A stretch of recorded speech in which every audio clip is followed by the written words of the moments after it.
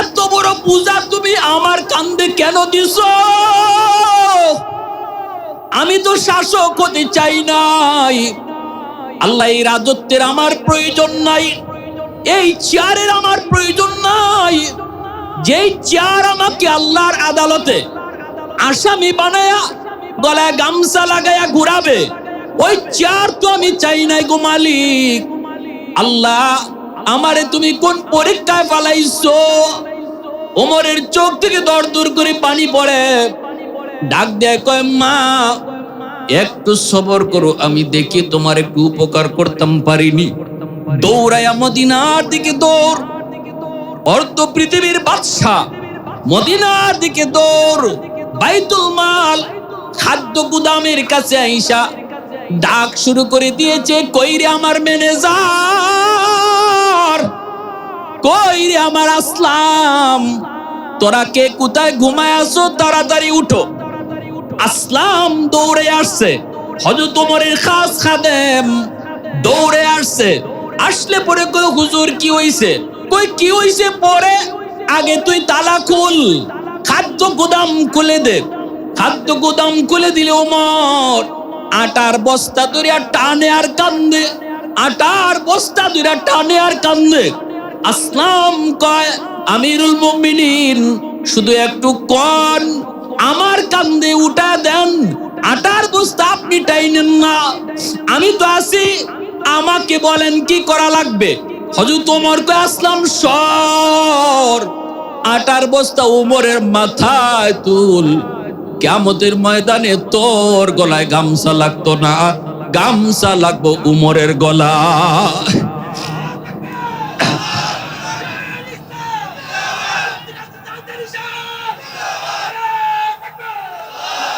এরে আসলাম, উমরের গলায় যদি গামছা লাগানো থেকে বাঁচাইতে চাও, আল্লাহর আদালতে যদি উমরের আসামি থেকে বাঁচাইতে চাও, দ্রুত আটার বস্তা আমার মাথায় তুইলা দে। তুই তুলিস না, আমার মাথায় তুইলা দে। আসলাম আটার বস্তা উমরের মাথায় তুইলা দিলে উমর যাইতেছে, আর আসলাম রেখে, আসলাম দ্রুত তুই আমার পিছনে পিছনে আয়। আসলাম পিছনে পিছনে যায়, ওমর আটার বস্তা নিয়ে তিনি দৌড়ায়, চোখের পানি মুছে আর কয়, মালিক, তোমার হাবিব বিদায়ের পর আমি ওমরের কান্দে এত বড় দায়িত্ব তুমি দিছো। আজকে আমরা চেয়ারের লাগি পাগল, আজকে আমরা এমপি হইবার লাগি পাগল, চেয়ারম্যান মেম্বার হইবার লাগি পাগল। অথচ বড় এই দায়িত্ব কত বড় বুঝা, কত বড় বুঝা। উমর কান্দে আর কয়, মালিক, আমার তো মনে হয় আমি ধরা খাইলিছি, আল্লাহ, আমি তোমার আদালতে ধরা খাইলিছি। যায় আর কান্দে, দরজার কাছে গিয়া কয়, মা, তুমি একটু পর্দার আড়ালে যাও। মহিলা একটু পর্দার আড়ালে গেল। উমর আসলামকে নিয়ে ডুইকা চুলার মধ্যে আগুন জ্বালানি শুরু করল। ফু দিয়ে চুলার আগুন জ্বালায়, কাইমা খায় আসলাম। এই অবস্থায় কয়েকটা রুটি বানাইয়া গোশত আর রুটি এক জায়গায় দিয়া হযরত ওমর একটু বাকি রেখে, মাগো, ও মা, তুমি তোমার সন্তানগুলার নিয়ে এই রুটি আর গোশত খাও। আটার বস্তাটা আমি এখানে রেখে দিয়েছি, এই আটার বস্তাটা পরে লাগবে, এখন উপস্থিত রুটি আর গোশতটা বাচ্চাদেরকে খাওয়াও। মহিলা বাচ্চাদেরকে রুটি আর গোশতটা খাওয়াইতেছে। বাচ্চাগুলা হাসে আর কয়, আনন্দ করে আর কয়, মা গো, ও মা, এই মুসাফির কে জানি না, তবে মনে হয় মুসাফির না, মনে হয় আল্লাহর কোন ফেরেশতা। আমাদের হালত কেমনে জানলো? কোত্থেকে আসলো? আল্লাহর কোন ফেরেশতা। মা কয়, ও বাবা, মনে হয় আল্লাহর কোন ফেরেশতা। বাচ্চাগুলি খাইতেছে, মা খাওয়াইতেছে। এইদিকে আসলাম কয়, নবী গো। আসলাম কয়, ও আমিরুল মুমিনিন, ফজরের আজানের টাইম হয়ে গেছে, মদিনার মসজিদে আজান, বেলালের আজান শোনা যায়, নামাজের ইমামতি আপনার করা লাগবে। বেলাল তো শেষ নবীর যুগে, ওমরের যুগে মুয়াজ্জিনের আজান ওমরের কানে আসে। আসলাম কয়, আমিরুল মুমিনিন, আপনি যেমন শাসক তেমন কিন্তু মদিনার ইমাম। নবীর যুগ থেকেই যারা শাসক হইতো তারাই আবার জাতীয় মসজিদের খতিব হইতো। আল্লাহু আকবার জোরে কও। রাষ্ট্রপ্রধান যে হবে জাতীয় মসজিদের খতিব সে হবে, খুতবাও সেই দিবে, নামাজ পড়াইতে হবে আপনাকে। একটু তাড়াতাড়ি চলেন। হুজুর তোমার আসলাম, একটু থাম, বাচ্চাগুলি একটু হাসুক, বাচ্চাগুলি একটু হাসির আওয়াজ আমি শুনতে চাই রে। কারণ এই জায়গাটাতে দাঁড়ায় দাঁড়ায় আমি এই 3টা এতিম বাচ্চার কান্নার আওয়াজ শুনেছিলাম। এখন আমার মন বলে এখানে দাঁড়ায় দাঁড়ায় এতিম বাচ্চাগুলার একটু হাসির আওয়াজটা শুনবো।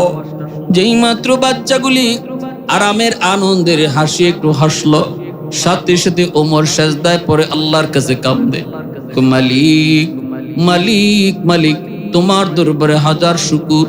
এই বইলা তিনি চলে আসলেন, মদিনার মসজিদে ফজরের নামাজ পড়ালেন। সাহাবায়ে কেরাম সবাইকে লক্ষ্য করে বলতেছেন, যে যেখানে আসো সবাই যার যার জায়গায় বসা থাকো, কেউ জায়গা থেকে উঠবা না, একটা বিচার হবে তোমাদের সামনে। কেউ জায়গা থেকে উঠবা না, একটা বিচার হবে, কঠিন বিচার। মুসল্লিরা সবাই মনে মনে ভাবতেছে, না জানি রাতের বেলা ওমর কোথায় কি দেইকে আসছেন, আজকে মনে হয় বিচারটা বড় কঠিন বিচার হবে। ওমর রাতের অন্ধকারে তিনি ছদ্মবেশে বের হন, কোথাও কোনো দেখলে পরে তিনি সেটা নিয়ে আবার বিচার বসান। মনে হয় কোনো জটিল বিষয়। সবাই যার যার জায়গায় বসে রইল। কোতোয়ালি থানার ওসি, কোতোয়ালি থানার দারোগা, যারা প্রশাসনের দায়িত্বে ছিল, তিনি অর্ডার দিলেন, যাও দ্রুত যাও। পুলিশকে অর্ডার দিয়ে দিলেন, দ্রুত যাও। অমুক এলাকায় রাস্তার কিনারায় একটা ঘর, এই কুড়ে ঘরের ভিতরে যায় দেখবা একজন মহিলা, সাথে তার 3টা এতিম বাচ্চা। ওই মহিলার কাছে যায় তোমরা বলবা, আমি ওমর তাকে ডাক দিয়েছি, আমার আদালতে তারে স্মরণ করেছি, যে কোনো মূল্যে তারে তোমরা ধরে নিয়ে আসবা। যদি আসতে না চায় বলবা জোর করে তারে আনা হবে। এই হুকুম, এই আদেশ জারি করে তিনি পাঠায় দিলেন। সাহাবায়ে কেরাম, মুসল্লিয়ানে কেরাম, মদিনার মসজিদে যারা ছিল সবাই ভয় পেয়ে গেছে। না জানি ওই মহিলা রাতের অন্ধকারে কি অন্যায় করেছে, কি অপরাধ করেছে, আর উমরের চোখে ধরা পড়েছে। না জানি উমর আজকে কি বিচার করে একজন মহিলার।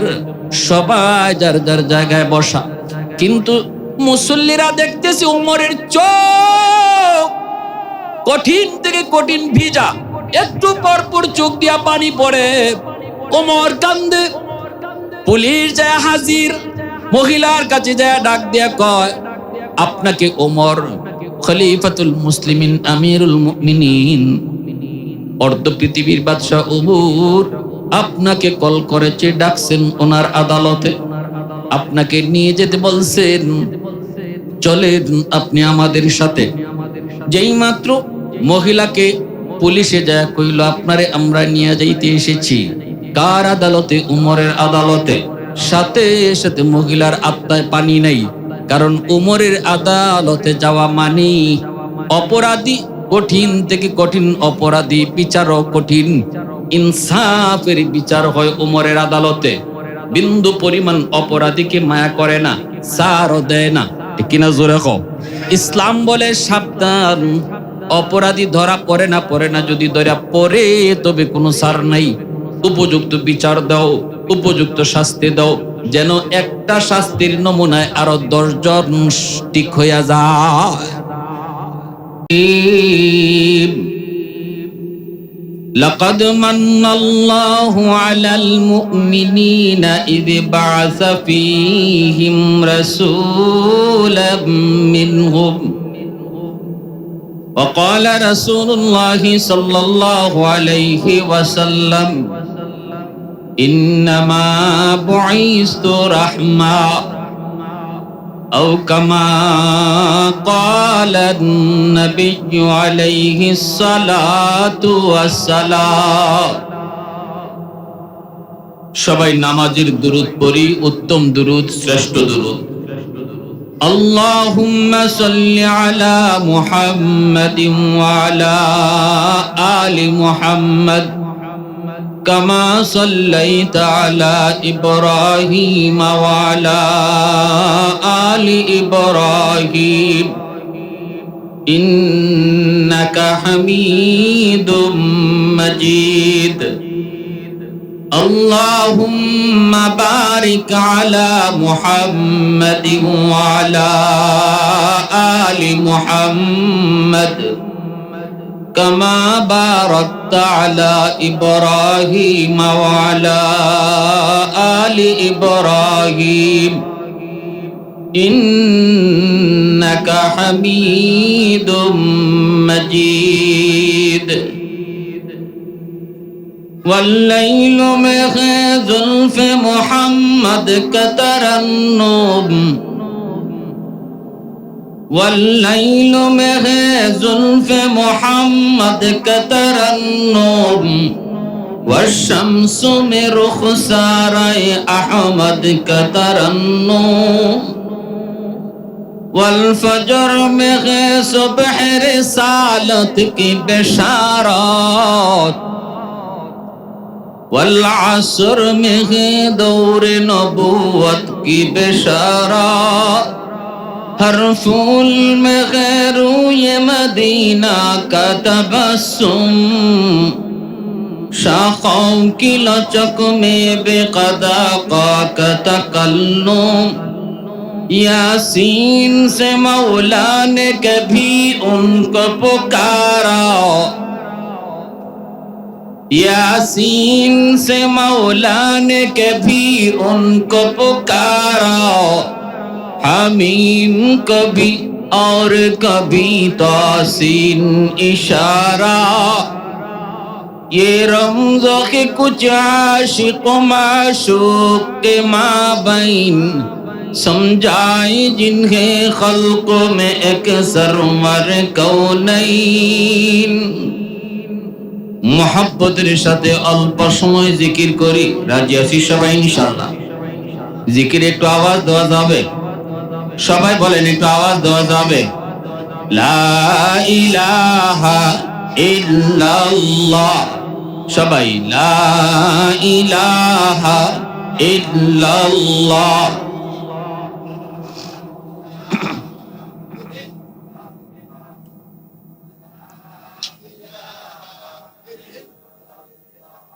لا إله إلا الله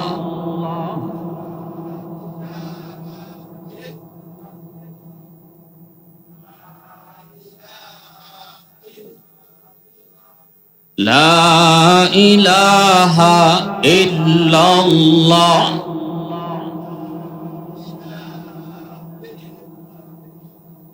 لا إله ইল্লাল্লাহ সবাই লা ইলাহা ইল্লাল্লাহ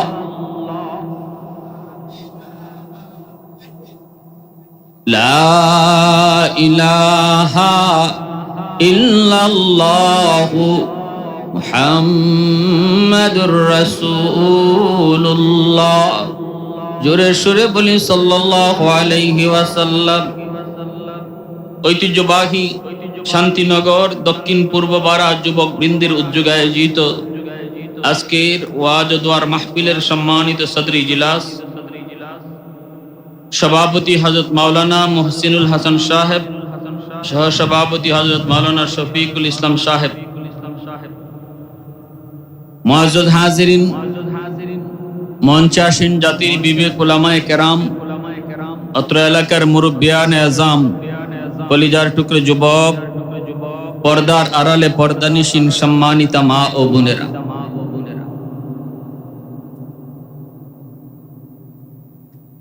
আমার তেলাওয়াতকৃত আয়াতের অংশ বিশেষে আল্লাহ পাক বলেন দুনিয়ার মানুষ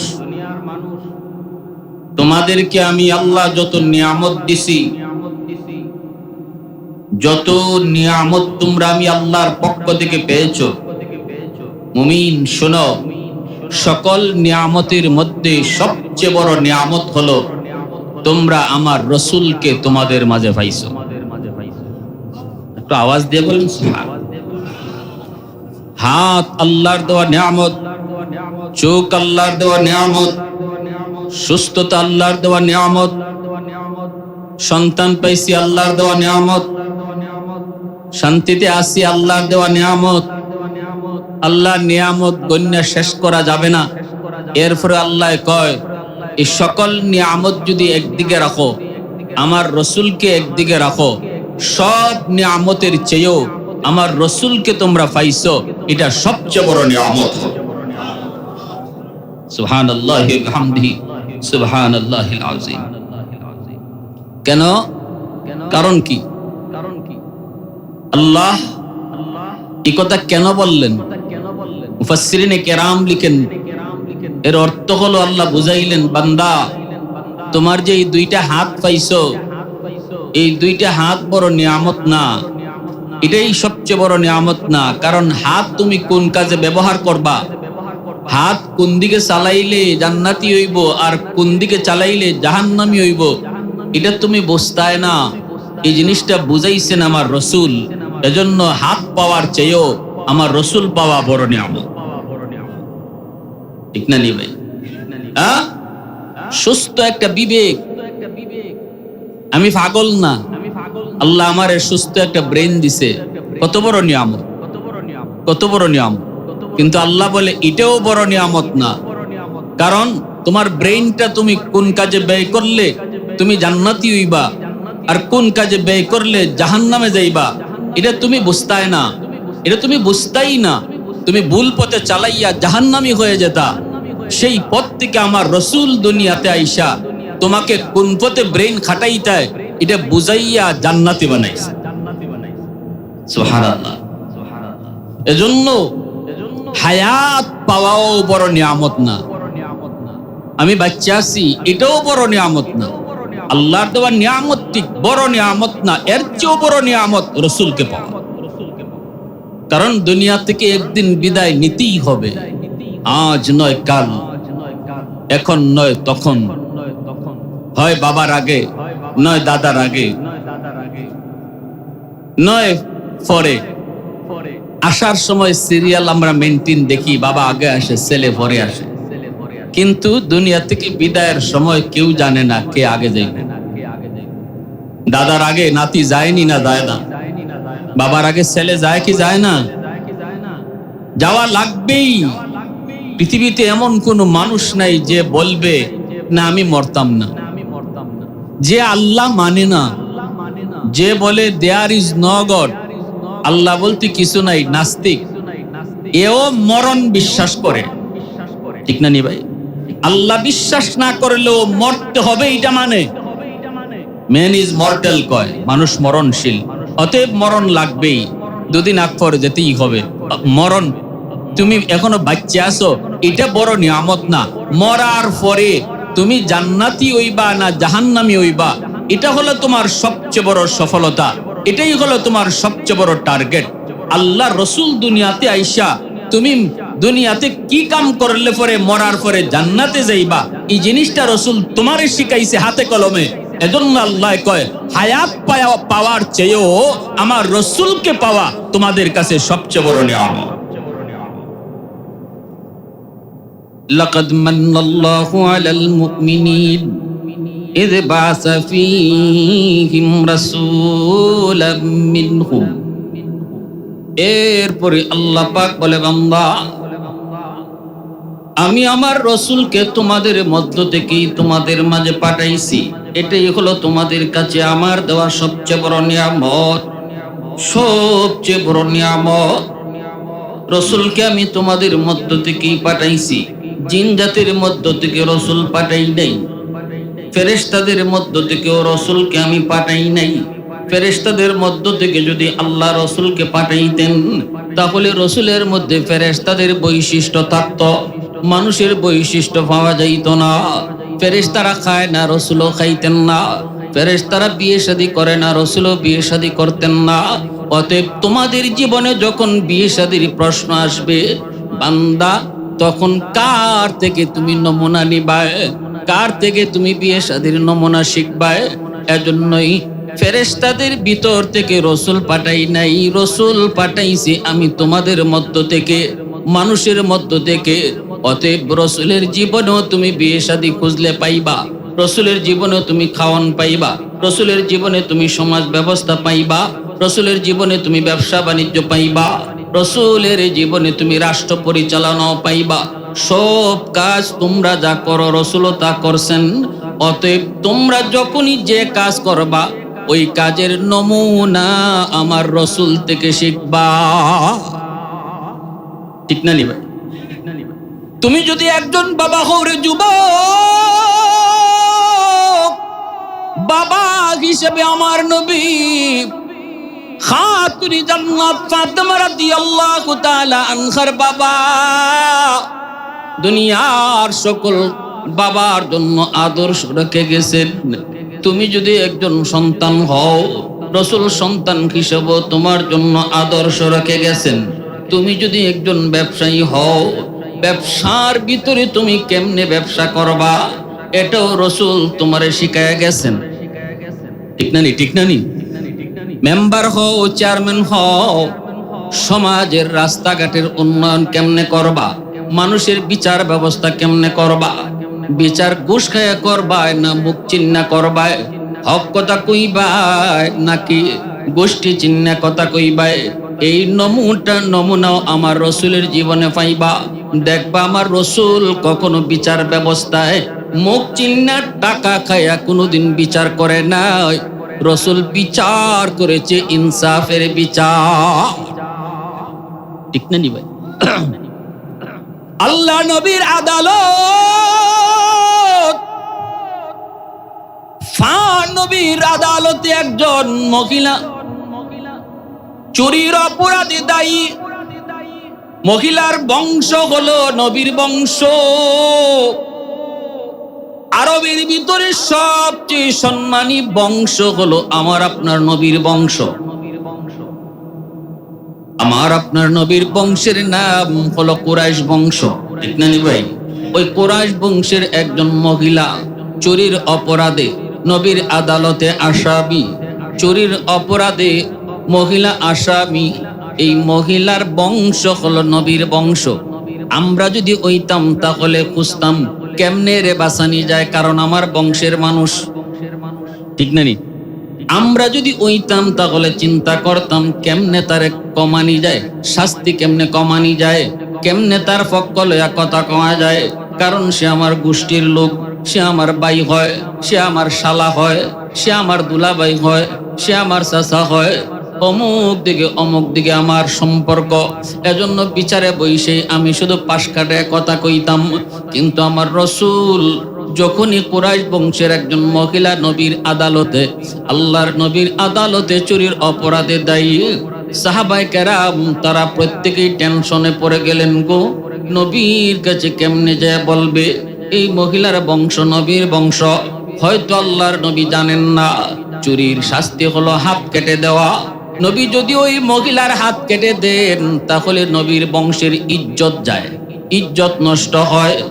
নবীরে কেমনে বুঝাই, কেমনে কই এই মহিলার বংশ কুরাইশ বংশ, এই কথাটা নবীর কাছে কে গিয়া কইবা? একজনও রাজি হয় না। আবু বকর সিদ্দিক কয় আমি না। ভাই উমর একটু তুমি যা বলবানি। উমর কয় মাফ চাই, হাজার কাম দিয়া পাঠাও, কিন্তু এই কাম লইয়া আমি নবীর দরবারে যাইতে পারবো না। উসমান তুমি পারবাইনি, তুমি তো নবীর দামান লাগো, তুমি তো নবীর মেয়ের জামাই। আল্লাহ নবীর দুইজন মেয়ে তোমার কাছে বিবাহ দিয়েছেন, উপাধি হলো জিন্নুরাইন, দুই নূরের অধিকারী উসমান। এত মায়া নবী তোমারে করেন, তুমি পারবাইনি। নবীর কানে কানে দেয় এই কথাটা শুধু একটু বলবা, নবী গো এই মহিলার বংশ আপনার বংশ। উসমান গনি কয় মাফ চাই। যেই কাজ আবু বকর পারতো না, যেটা আবু উমর পারে না, আমি উসমানের দ্বারা সম্ভব না। আলী তুমি পারবানি, একটু কও। আলী কয় আমি আগেই মাফ চাই। কেউ রাজি হয় না। এইবার সাহাবায়ে কেরাম তারা চিন্তায় পড়লেন, নবীর কাছে এই কথাটা কার মাধ্যমে পৌঁছানো যায়। সিদ্ধান্ত হলো একটা ছোট বাচ্চা নিয়ে তালাশ করে পাও। দেখো বাচ্চাটা একটু বুঝদার হইতো, আবার বাচ্চাও হইতো, কথা আমরা শিখাইয়া দিমু তুতা পাখির মতো, সে যায় শুধু নবীরে কই দিব। নবীরে কথা আমরা শিখাইয়া দিমু, সে শুধু তুতা পাখির মতো গিয়া কইব। রসুল যদি রাগ করেন তাহলে আমরা কইমু নবী গো ছোট মানুষ বুঝছে না। দেখছেন নি?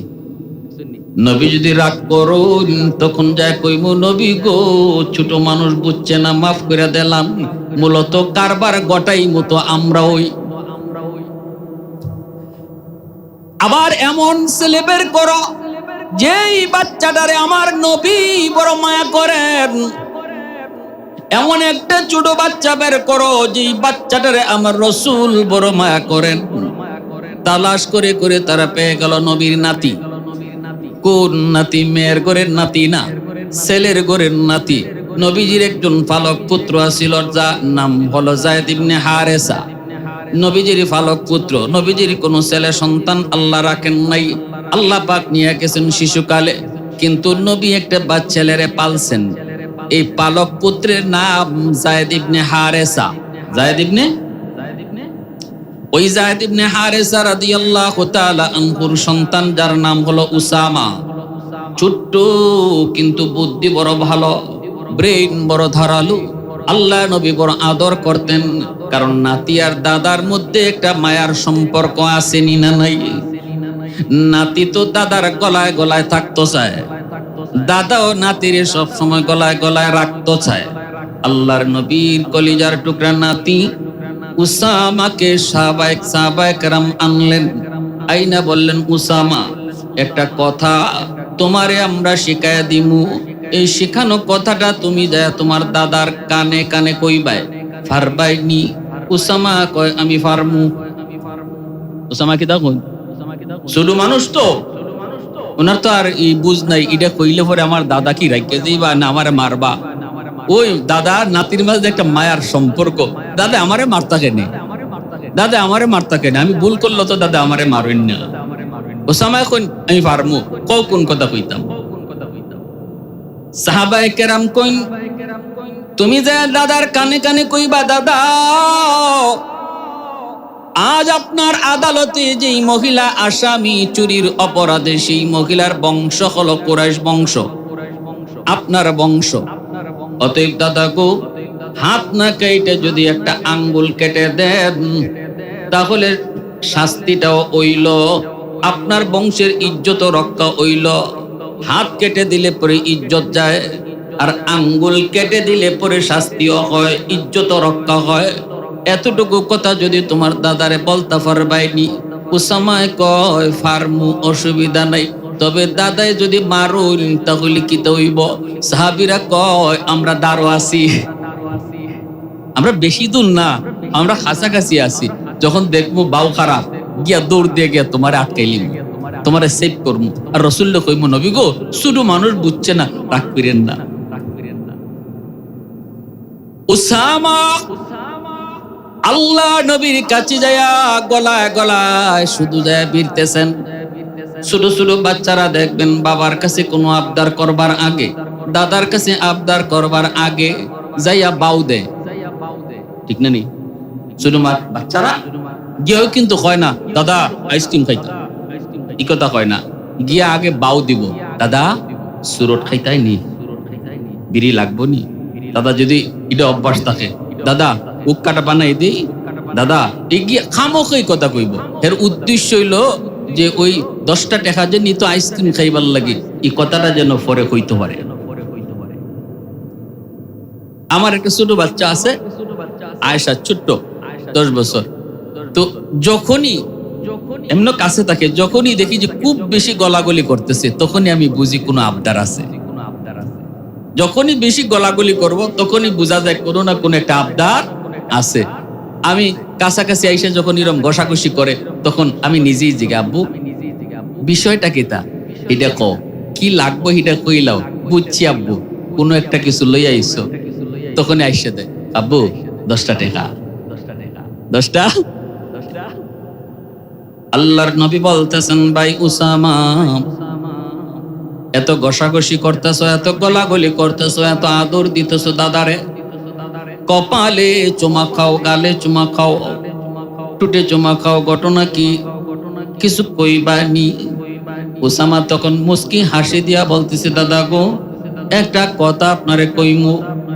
আল্লাহর নবী বলেন, উসামা, দাদার কাছে নাতি কইব, এটা আবার শরমের কি? এটা আবার ভয়ের কি আছে? কও তুমি কি চাও?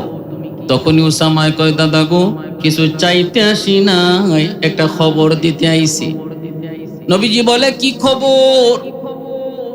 উসামা তখন কয়, দাদা আপনি জানেননি যেই মহিলাটা আপনার আদালতে চুরির অপরাধে আজকে আসামি হয়ে এসেছে গো, এই মহিলার বংশ কিন্তু আপনার বংশ, মহিলার বংশ কিন্তু কুরাইশ বংশ। দাদা, ও দাদা, এটা আপনি জানেননি? আল্লাহর নবীর চেহারাটা, সাথে সাথে নবীর চেহারাটার রং বদলে গেছে। নবীর চেহারা, নবীজি বলেন, উসামা এরপরে কি কও? দাদা, যদি তার হাত না কাইটা আঙ্গুল কেটে দেন তাহলে আপনার বিচারও হয়, আপনার বংশের ইজ্জত রক্ষা হয়। দেখেন দাদা, হাতটা না কাইটা আঙ্গুল কাটলে হয়নি। এই কথাটা উসামা বইলে শেষ করতে পারেন না। মায়ার নবী আসিলেন বর্ষা, নবী গুসায় দাঁড়ায় গেছেন।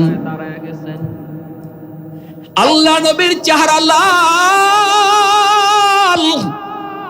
নবীর চেহারা বিবর্ণ। সাহাবায়ে কেরাম দূর থেকে কানায় কানায় দেখতেছেন।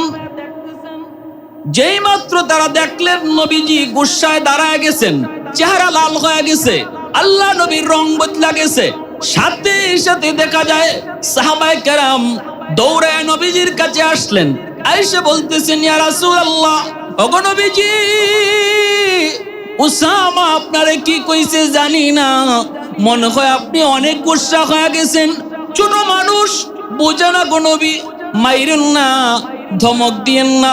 নবী কয়, আমি আমার নাতির মারমু না, ধমকও দিব না, কিন্তু আমি নবী ভালো করে জানি এই কথাটা আমার উসামার না, এই কথাটা তোমরা তারে শিখাইয়া দিছো। আল্লাহু আকবার, জোরে কই, আরেকটু জোরে আল্লাহু আকবার। মুসলমানের আওয়াজে আল্লাহু আকবার।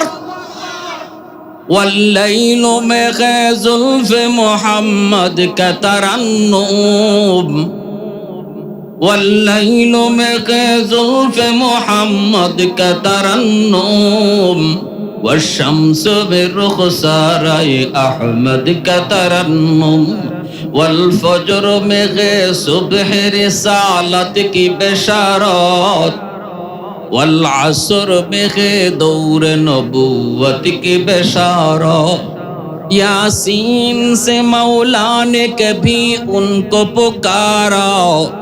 अल्लाहु अकबर, जोरे बोलें, यासीन से मौला ने कभी उनको पुकारा।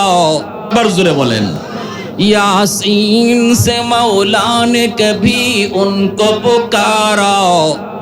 तो सम्मान শুধুমাত্র সব জায়গার নবীর নমুনা ধরার কারণে যে ওমর ফারুক রাদিয়াল্লাহু তাআলা আনহু কিছুই তার ছিল না, ছিলেন একজন উট রাখাল। এই মরুভূমিতেও ওমর উট রাখালি করতেন, উট রাখালি করতেন। ওমরকে কেউ চিনত না, কেউ ওমরকে জানতো না। যেদিন ওমর ইসলাম গ্রহণ করে নবীর নমুনা ধরলেন, নবীর নমুনা ধরলেন, সেদিন থেকে ওমরকে চিনা শুরু হলো। আজও ওমরকে চিনে, কিয়ামত পর্যন্ত ওমরকে সবাই চিনবে। দুনিয়া জুড়ে ওমরের নাম উজালা।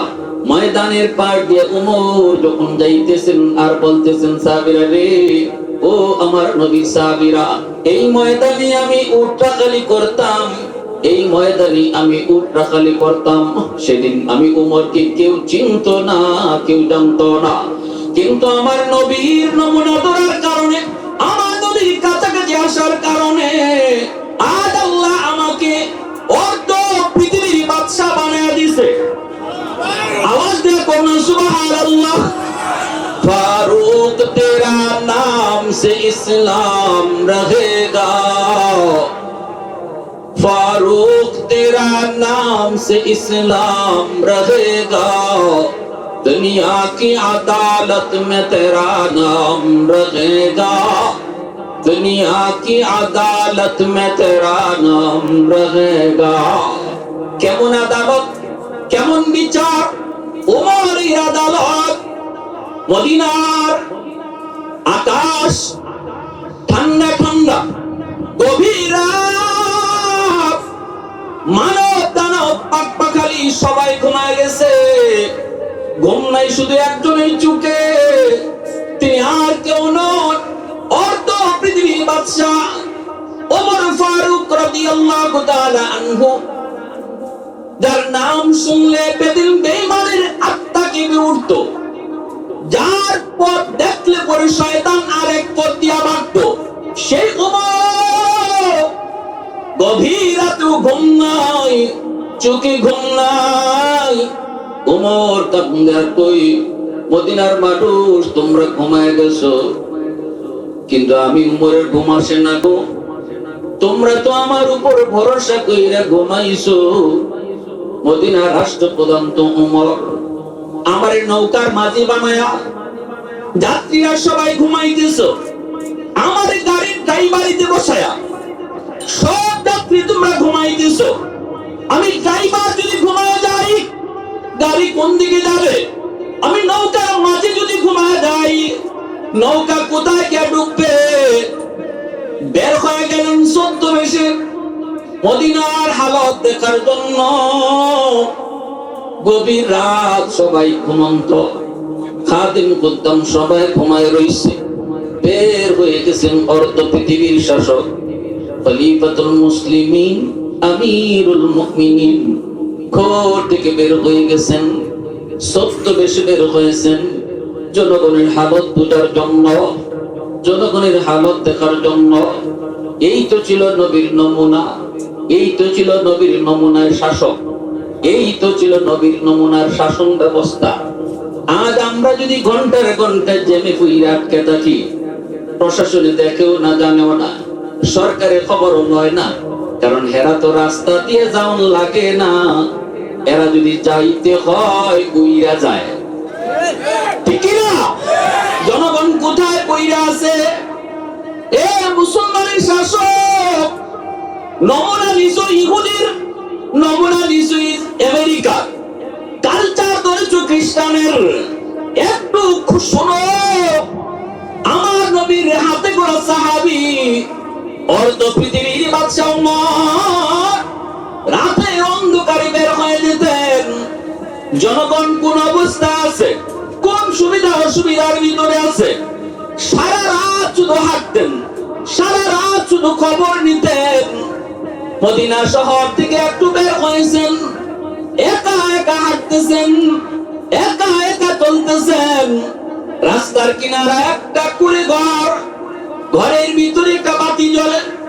ওমর দূর থেকে বাতি জ্বলা দেখেই তার সন্দেহ হলো, এত রাতে এই করে বাতি জ্বলে কেন গো? মনে হয় দুষ্ট লোকের আড্ডা জমছে।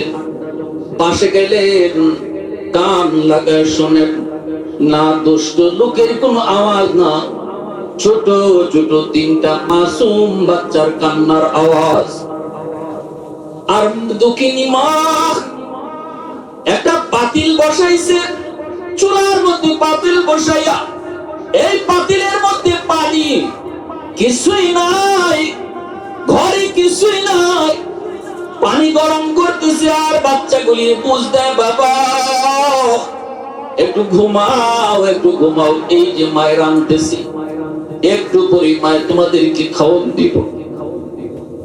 বাচ্চাগুলি অবুঝ, বাচ্চাগুলি কান্না করে করে, একটা বাচ্চা মার পায়ের কাছে ঘুমায় পড়লো।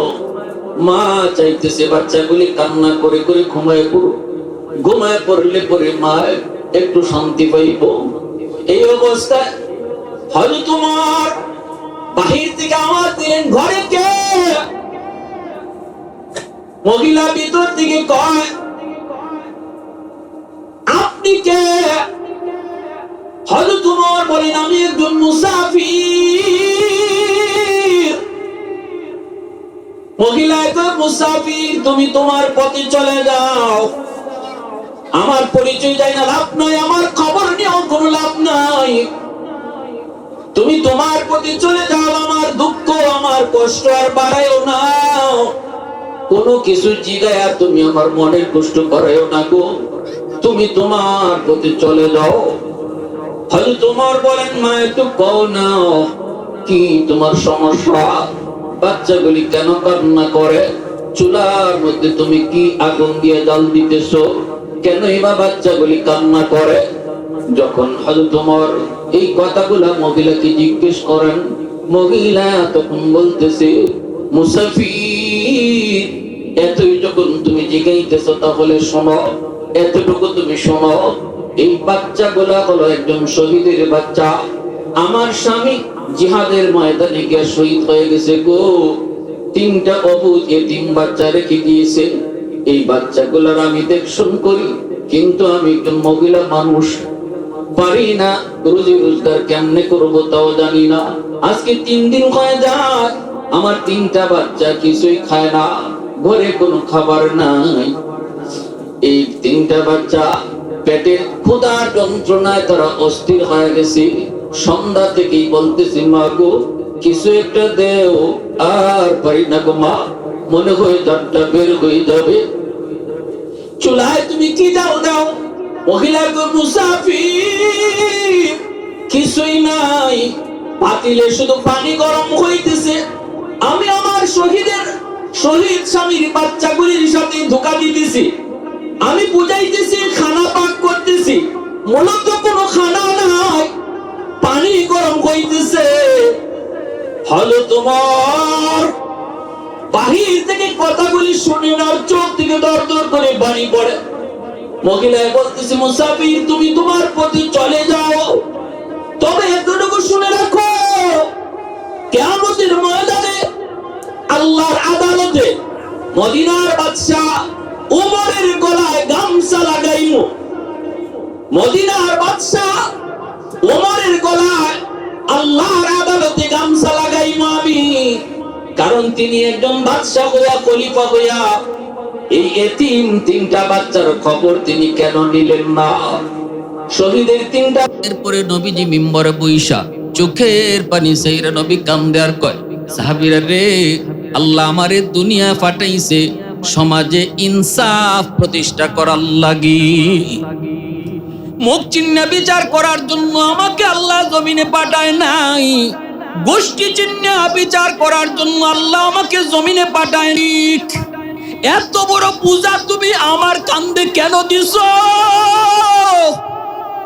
আমি তো শাসক হতে চাই নাই, আল্লাহ এই রাজত্বের আমার প্রয়োজন নাই, এই চেয়ারের আমার প্রয়োজন নাই, যেই চেয়ার আমাকে আল্লাহর আদালতে আসামি বানায়া গলায় গামছা লাগায়া ঘুরাবে, ওই চেয়ার তো আমি চাই নাই গো মালিক, আল্লাহ আমারে তুমি কোন পরীক্ষায় ফেলাইছো।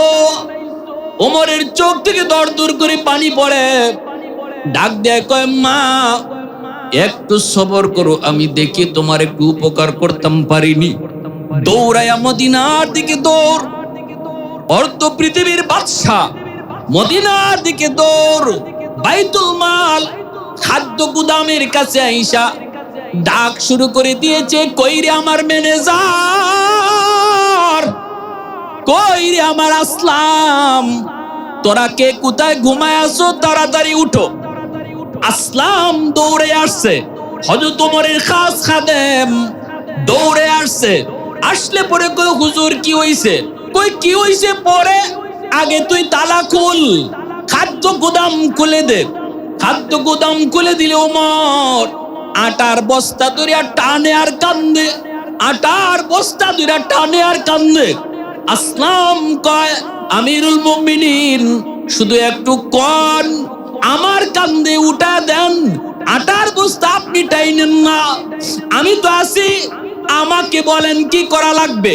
হযরত ওমর কয় আসলাম সর, আটার বস্তা ওমরের মাথায় তুল, কিয়ামতের ময়দানে তোর গলায় গামছা লাগতো না, গামছা লাগবো উমরের গলায়।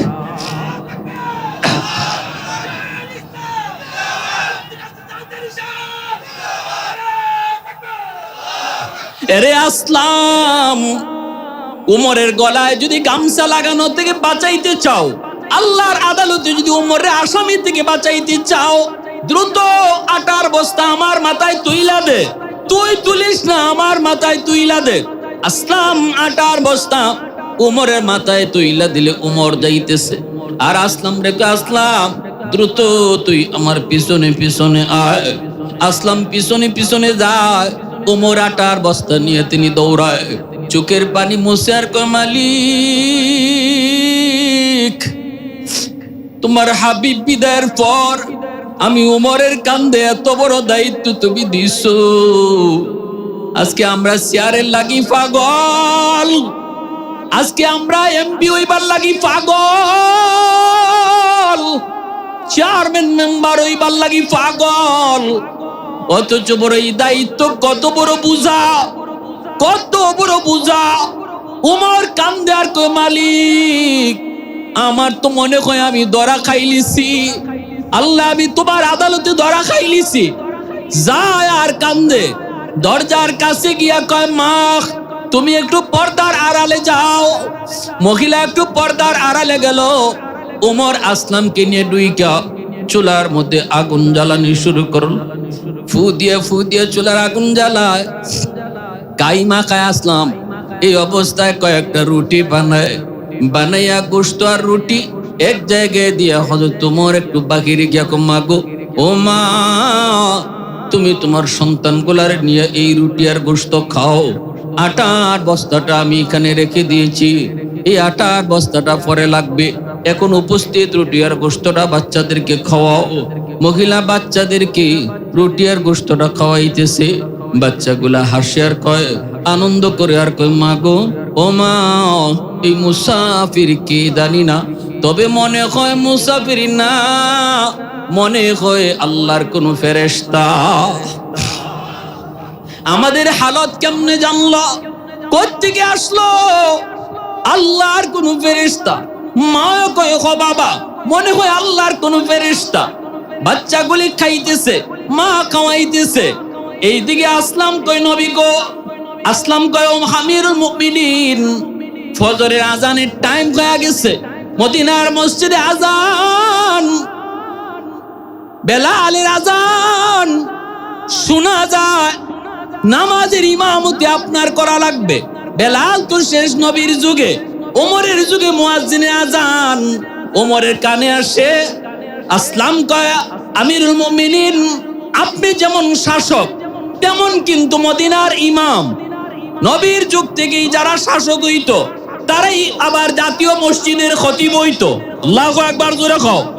রাষ্ট্রপ্রধান যে হবে জাতীয় মসজিদের খতিব সে হবে, খুতবাও সেই দিবে, নামাজ পড়াইতে হবে আপনাকে। একটু তাড়াতাড়ি চলেন।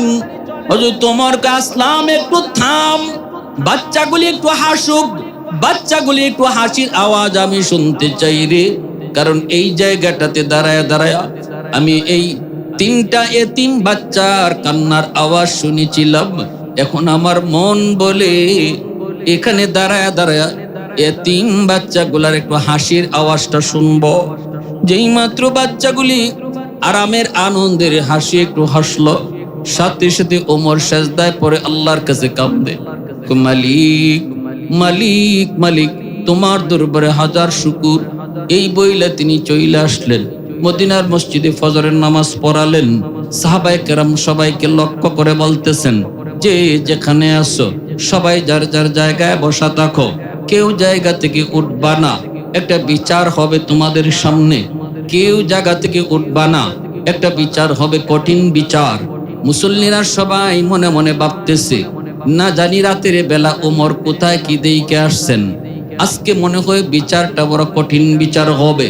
ওমর রাতের অন্ধকারে তিনি ছদ্মবেশে বের হন, কোথাও কোনো দেখলে পরে তিনি সেটা নিয়ে আবার বিচার বসান। মনে হয় কোনো জটিল বিষয়। সবাই যার যার জায়গায় বসে রইল। কোতোয়ালি থানার ওসি, কোতোয়ালি থানার দারোগা, যারা প্রশাসনের দায়িত্বে ছিল তিনি অর্ডার দিলেন, যাও দ্রুত যাও। পুলিশকে অর্ডার দিয়ে দিলেন, দ্রুত যাও। অমুক এলাকায় রাস্তার কিনারায় একটা ঘর, এই কুড়ে ঘরের ভিতরে যায় দেখবা একজন মহিলা, সাথে তার 3টা এতিম বাচ্চা।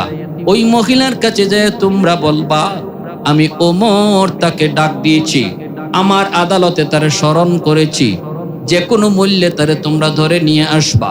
যদি আসতে না চায় বলবা জোর করে তারে আনা হবে। এই হুকুম, এই আদেশ জারি করে তিনি পাঠায় দিলেন। সাহাবায়ে কেরাম, মুসল্লিয়ানে কেরাম, মদিনার মসজিদে যারা ছিল সবাই ভয় পেয়ে গেছে। না জানি ওই মহিলা রাতের অন্ধকারে কি অন্যায় করেছে, কি অপরাধ করেছে, আর উমরের চোখে ধরা পড়েছে। না জানি উমর আজকে কি বিচার করে একজন মহিলার। সবাই যার যার জায়গায় বসা, কিন্তু মুসল্লিরা দেখতেছে উমরের চোখ কঠিন থেকে কঠিন ভিজা, একটু পর পর চোখ দিয়া পানি পড়ে। ওমর কান্দে।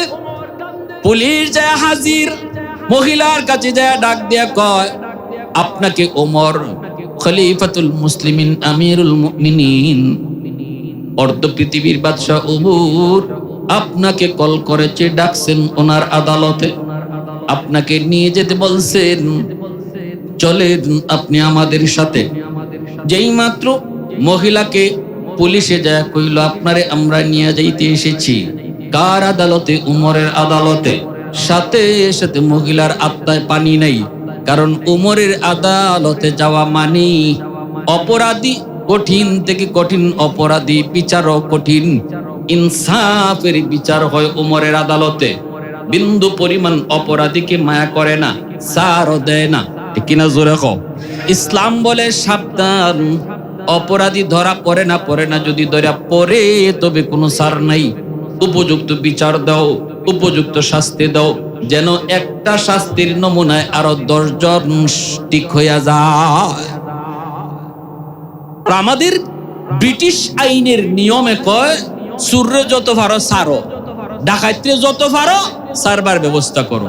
1 মাস 2 মাস জেল দিয়া এর যত পারো ছাড়ো।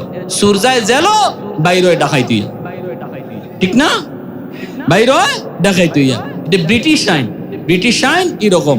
আর কোরআনের আইন হইল ধরা পড়ে না, ধরা পড়ার আগে অনেক শর্ত সারাইত আছে। ধরা পড়ে না, ধরা যদি ফইরা জায়গা হাতে নাতে প্রমাণ হয়ে যায় তখন আর সান নাই, তখন একটা শাস্তি দিয়া আরো 100 জনরে ঠিক করো, ঠিক কিনা ভাই?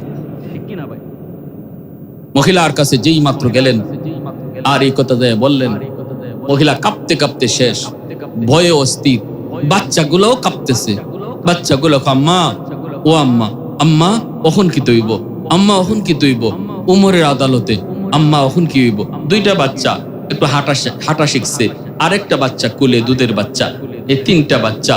মহিলা কাঁপতেছে, আমি কি অপরাধ করলাম, আমাকে কেন আপনারা নিতে আসছেন? পুলিশ কয় এত কিছু জানি না, শুধু ওয়ার্ডার আপনারা ধরে নিতে, যদি আপনি না যাইতে চান তাহলে জোর করতে বলছেন। মহিলা আরো ভয়ে শেষ, মনে করছে নিশ্চিত আমার কোনো অপরাধ উমরের কাছে ধরা পড়ছে, খুঁজা পায় না।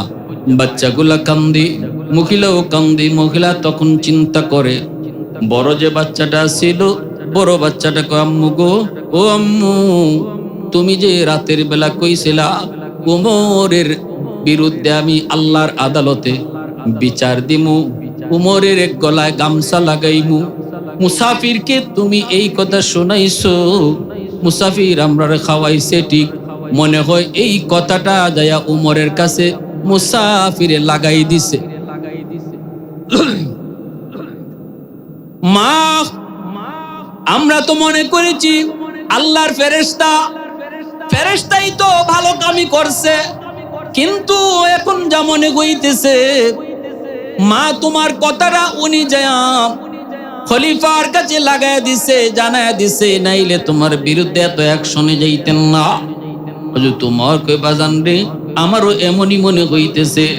পুলিশে কই দেরি করেন না, তাড়াতাড়ি চলেন।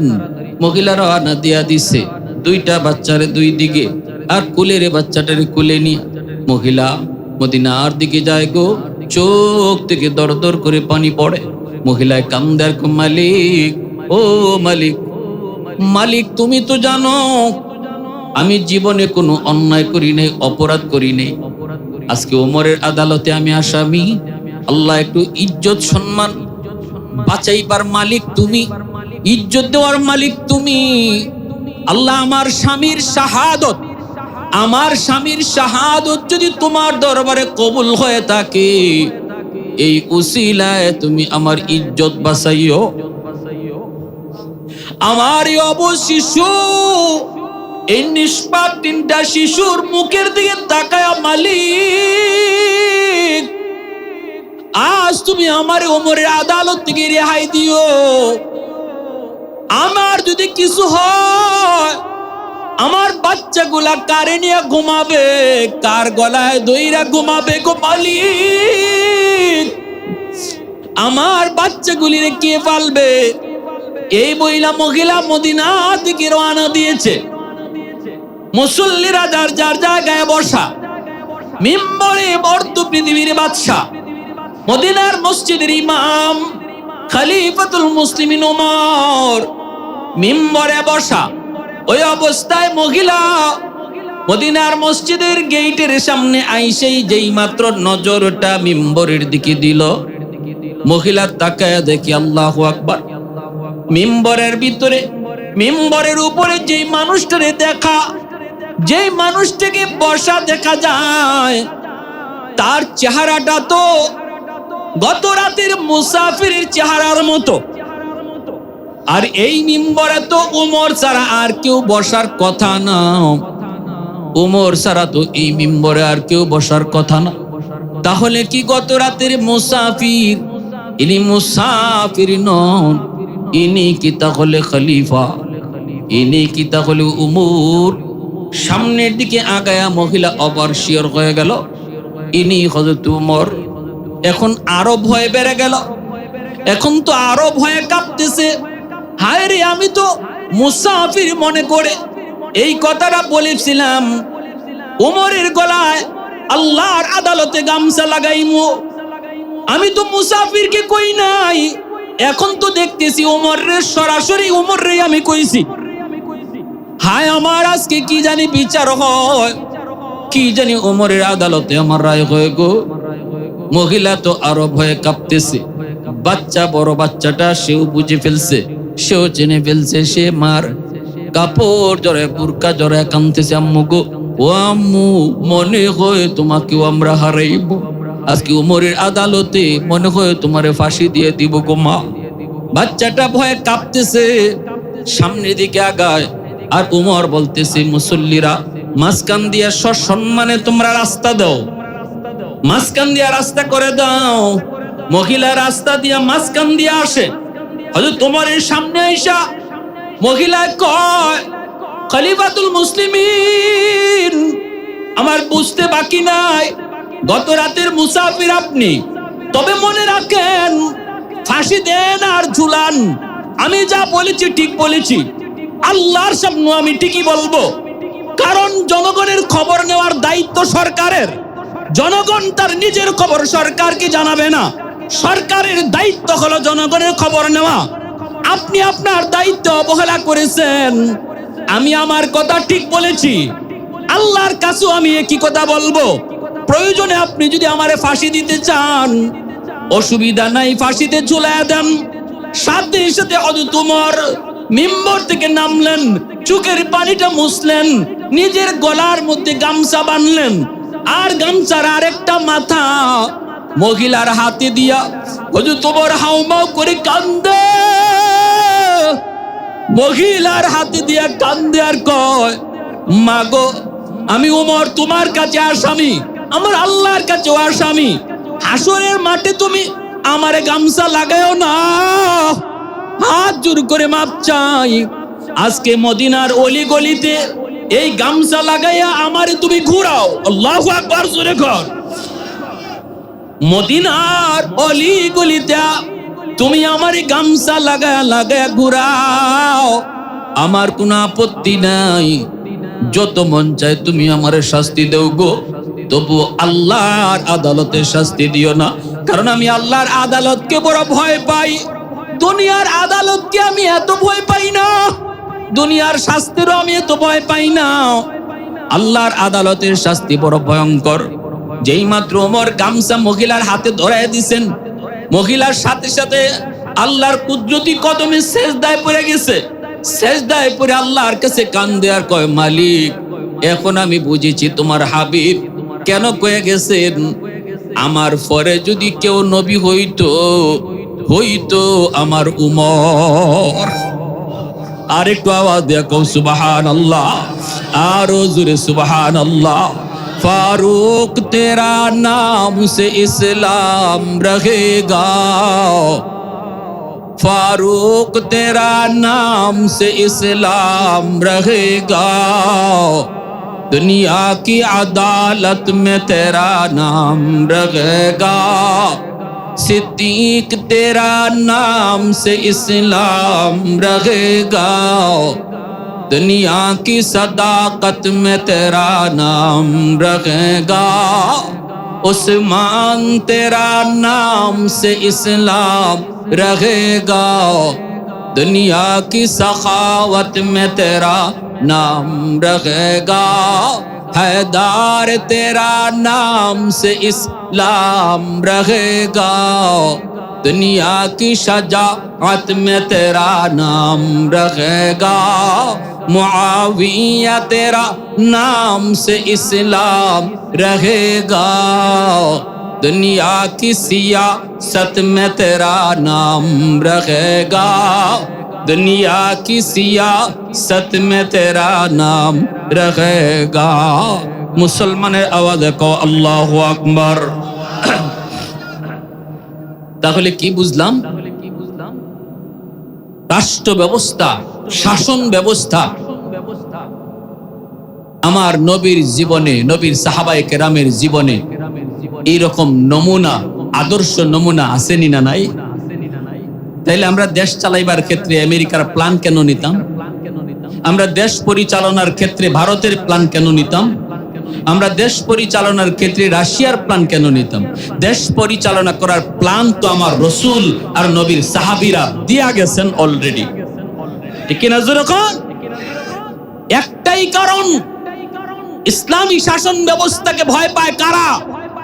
ইসলামী শাসন ব্যবস্থারে ভর পায় চোর, ডাকাত আর বদমাইশেরা। ইসলামী শাসন ব্যবস্থাকে কোনোদিন ভদ্র মানুষ, ভালো মানুষ, আদর্শ মানুষ ভয় পায় না। ভয় পায় চোরের দল, ভয় পায় ডাকাতের দল, ভয় পায় দর্শকের দল, ভয় পায় বদমাইশের দল। কারণ আল্লাহর নবীর আদালতে অপরাধীর কোনো সার ছিল না, অপরাধীর ভিন্ন কোনো পরিচয় ছিল না। ইসলামী আদালতে অপরাধীর কোনো ভিন্ন পরিচয় থাকেও না। সে কার বাতিজা, কার ফুট, কার ভাই আর কার হালা, এটা ইসলামী আদালত কখনো দেখে না। চুরি করেছো, গরিবের ফুলা চুরি করলে যে শাস্তি, চেয়ারম্যানের ফুলায় চুরি করলে একই শাস্তি। ঠিক কিনা জোরে বলেন? এই শাসন ব্যবস্থা ইসলাম আমাদের জন্য রেখেছে, শান্তির ব্যবস্থা রেখেছে।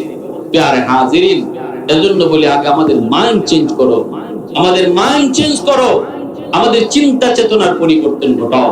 কিছু কিছু অমানুষের দল কয়, না না হুজুররা যদি দেশ চালায়, আল্লাহর হুকুমত যদি এই জমিনে কায়েম হয়, ইসলামী হুকুমত যদি কায়েম হয়, তাহলে হিন্দুরা থাকতেই পারতো না, হিন্দুরা বৌদ্ধরা থাকতেই পারতো না, মন্দির ভেঙে ফেলাই দিব, গির্জা ভেঙে ফেলাই দিব।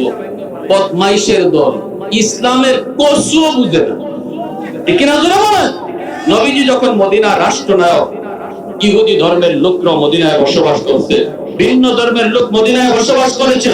আল্লাহর নবীর শাসনকালে ইহুদিরা মদিনায় সবচেয়ে বেশি নিরাপদ ছিল। আল্লাহর নবীর শাসন ব্যবস্থায় ভিন্ন ধর্মের মানুষ সবচেয়ে বেশি তারা নিরাপদ ছিল। রাসূল বলেছেন, ভালো করে মনে রেখো, কোন অমুসলিমের সাথে যদি কেউ খারাপ আচরণ করো, কিয়ামতের ময়দানে ফানা হাজিজু ইয়াউমাল কিয়ামা, কিয়ামতের ময়দানে অমুসলিমের পক্ষ লইয়া আমি তোমার বিরুদ্ধে আল্লাহর আদালতে মামলা দিব। আল্লাহু আকবার। নবীজি কত বড় কথা বলেছে। তোমার প্রতিবেশী কোনো হিন্দু, তার জমি যদি দখল করো, তোমার প্রতিবেশী কোনো অমুসলিম, তার জায়গা যদি তুমি দখল করো পাওয়ার খাটায়া, নবীজি কয় তোমার কপাল নামাজের কর করতে পারে, বছরে বছরে উমরা হজ করতে পারো। আমি রাসূল কইলাম কিয়ামতের মাঠে তুমি দাঁড়াইবা একবার, আমি রাসূল দাঁড়াইবা আরেকবার। ওই দিন আমি পক্ষে থাকবো ওই লোকটা যার জমি দখল করছিলা, হোক সে হিন্দু, হোক সে খ্রিস্টান, হোক সে বৌদ্ধ, আমি তার পক্ষ লইব আর তোমার বিপক্ষে দাঁড়াইব। এই ধরনের কথা ভিন্ন ধর্মের কোন নেতার কথা, কোন খ্রিস্টান, ইহুদি, বৌদ্ধ, তাদের কোন ধর্মগুরুর এমন কোন কথা পাইবেন? এমন কোন কথা পাইবেন? একমাত্র নজির, একমাত্র উদাহরণ আমার আপনার নবী রেখে গেছেন।